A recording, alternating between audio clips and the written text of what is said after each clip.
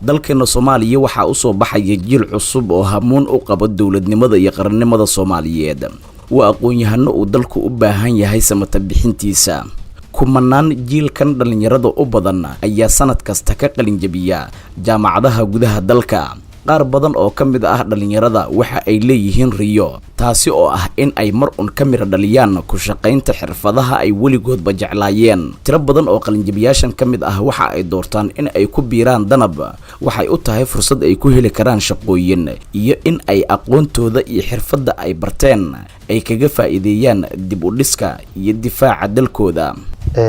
danab waxaan ku soo biiray 2020kii waxaan ugu soo biiray markaan arkay maadaama sida uu ugu baahan yahay dalkayga iyo aqoontaydii inaan ku soo kordhiyo waxaan garaadkayga ku soo kordhi karo ciidanku waxa ka tirsan mechanic baa ka tirsan electrician baa ka tirsan doctor baa ka tirsan engineer ka tirsan nooc walba marka annaguna laguma aqoon horay ma garan karo dawladeennii hore laakiin waayadan dambeyntii aan ugu garaadka soo yeeshay ma arki jirin laakiin hadda yartan danab waxay ka caawinaysaa kasbashada bulsho fara badan iyo ciidanka oo noqdo kuwa la isku haleyn karo meel walba sababta ugu weyn ee keentay in dhalinyaradan ay qortaan ciidanka danab ayaa ah horumarka amniga ee dalka laga sameeyay oo qof kasta oo dhalinyaro ah uu ogolaaday in uu doorto xirfadda uu doono danab waxaan ku soo biiray bishii 3aad ee 2014 waxaan ugu soo biiray inaan difaaco dalkayga iyo dadkayga iyo diintayda danab intaan ku soo biiray wax xirfad aan lahayn ma jirin kaliya waxaan ahay qof wax barta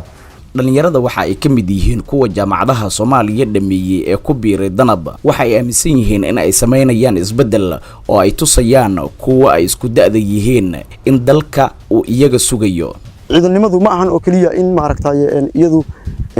la dagaalamo oo kaliya ciidanku waa kan isagu maaragtay u xil saaran badbaadinta bulshada iyo shacabka mar walba ha noqoto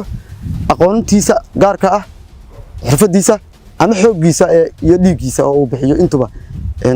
ciidanku waxa uu awood u leeyahay xitaa inuu wax ka bedelo heerka aadka u hooseeya ee bulshada maanta ku jirto sida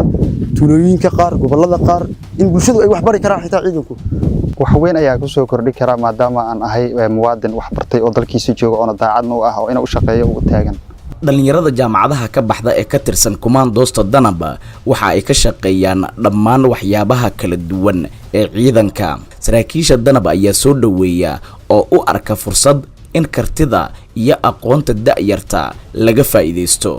fursadaha qalinjibiyaasha ay ka helaan ciidanka danab waa ay sii kordhayaan waxa xaqiiqo ah in ay muuqato isbedelka iyo saameynta ciidanka ay ku leeyihiin kaalinta dhalinyarada aqoon-yahanka ah waa mid anfacaysa dalka iyo dadkaba